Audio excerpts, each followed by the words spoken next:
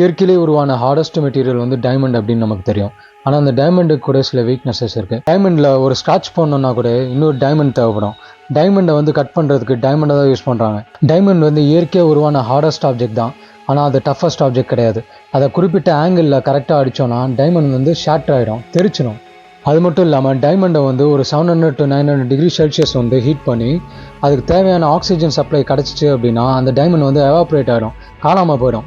இதை நம்ம எவாப்ரேஷன் சொல்கிறதா இல்லை சப்ளிமேஷன் சொல்கிறதா அப்படின்னு தெரியல. ஏன்னா எவாப்ரேஷன்னா தண்ணி வந்து ஆவி ஆகுதுல, லிக்விட்லேருந்து கேஸாக டேரெக்டாக மாறும். சப்ளிமேஷனில் வந்து சாலிட்லேருந்து கேஸாக டேரெக்டாக மாறும். கற்பூரம் ஏற்றும் போது கற்பூரம் டேரெக்டாக காணாமல் போயிடும். ஆனால் இந்த இடத்துல வந்து இது ரெண்டுமே நடக்கலை. டைமண்ட்ஸ் என்ன தான் இயற்கையாக உருவான ஹார்டஸ்ட் சப்ஸ்டன்ஸாக இருந்தாலும் அதுக்குள்ளே இருக்கிறது வந்து கார்பன் ஆட்டம்ஸ் தான். இந்த கார்பன் ஆட்டம்ஸ்லாம் ஒரு வடிவத்தில் வந்து அது ஒன்று பின்னி இருக்கும். இந்த கார்பன் ஆட்டம்ஸ் பின்னி இருக்க ஷேப்பை பொறுத்து அது ஒரு ப்ராப்பர்ட்டியை வந்து டெலிவரி பண்ணும். அதை பொறுத்து அது டைமண்டா, கிராஃபைட்டா இந்த மாதிரி வந்து மாறும். இதை தான் ஆலோட்ரோப் ஆஃப் கார்பன் சொல்லுவாங்க. இது எல்லாத்துலேயும் வந்து கார்பன் தான் இருக்குது, ஆனால் அதோட வடிவங்கள் மாறும் போது அதோட ப்ராப்பர்ட்டிஸ் மாறும். நான் சொன்னதை ஃபாலோ பண்ணியிருந்தீங்கன்னா தெரியும், டைமண்டே கார்பன் தான்.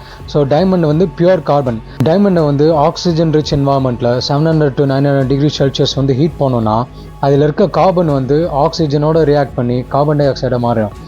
ஸோ கார்பன் டை ஆக்சைடு கேஸாக எஸ்கேப் ஆகிடும். டைமண்ட் வந்து கண்ணு முன்னாடி சுருங்கி காணாமல் போகிறத நம்மளால் பார்க்க முடியும். பூமியிலேயே இயற்கையாக உருவான ஹார்டஸ்ட் சப்ஸ்டன்ஸு கூட இப்படி ஒரு அழிவு இருக்குது. ஆக்சிஜன் அதிகமாக இருந்தால் மட்டும்தான் இந்த கம்பஷன் நடந்து டைமண்ட்ஸ் வந்து கார்பன் டை ஆக்சைடாக மாறும். ஒருவேளை ஆக்சிஜன் இல்லை அப்படின்னா என்ன நடக்கும் அப்படின்னு பார்க்கலாம். இப்போ இந்த டைமண்டுக்கு 700 to 900 டிகிரி செல்சியஸ் ஹீட் கிடைக்குது, ஆனால் இதுக்கு தேவையான ஆக்சிஜன் கிடைக்கல அப்படின்னா இந்த டைமண்ட் வந்து கிராஃபைட்டாக மாறிடும், கார்பன் டை ஆக்சைடாக மாறாது. இது எக்ஸ்பெரிமெண்டலாக வந்து நம்ம வேக்யூம் சேம்பரில் வச்சு ஹீட் பண்ணால் கூட இது நடக்கும். வேக்யூம் சேம்பர்னா ஒன்றும் இல்லை, ஒரு க்ளோஸ் கண்டெய்னரில் நம்ம உள்ளே இருக்க காற்றை ஃபுல்லாக உறிஞ்சிட்டோன்னா அதை வேக்யூம் அப்படின்னு சொல்லுவாங்க. இந்த கிராஃபைட்டை தான் நம்ம பென்சில் லெட்டில் யூஸ் பண்ணுறாங்க. அது மட்டும் இல்லாமல் இந்த கிராஃபைட்டை வந்து லூப்ரிகன்ஸாகவும் யூஸ் பண்ணுறாங்க. டைமண்ட் கிராஃபைட்டாக மாறதுல என்ன பெரிய விஷயம் இருக்குது அப்படின்னு நீங்கள் நினைக்கலாம். கிராஃபைட் வந்து இயற்கையாகவே பூமியில் கிடைக்கிற ஒரு சப்ஸ்டன்ஸ். இந்த கிராஃபைட்டை வச்சு தான் ஆர்டிஃபிஷியல் டைமண்ட்ஸ் வந்து உருவாக்குறாங்க. இயற்கையாக உருவான டைமண்டுக்கும் ஆர்டிஃபிஷியலாக உருவான டைமண்டுக்கும் டிஃப்ரென்சஸ் வந்து பெருசாக ஒன்றும் கிடையாது. ஆனால் இதை வந்து கண்டுபிடிக்கணும் அப்படின்னா கண்டுபிடிக்க முடியும். என்ன, இந்த ஆர்டிஃபிஷியல் டைமண்ட்ஸ் வந்து விலை ரொம்ப கம்மியாக இருக்கும், இயற்கையான டைமண்ட் வந்து விலை அதிகமாக இருக்கும். அது மட்டும் இல்லாமல் கோல்டு அளவுக்கு டைமண்ட் வந்து இயற்கையாக ரேர்லாம் கிடையாது. கோல்டை விட அதிகமாக டைமண்ட் கிடைக்குது. அப்புறம் ஏன் டைமண்ட் எவ்வளோ காஸ்ட்லியாக இருக்குது அப்படின்னு நீங்கள் யோசிக்கலாம்.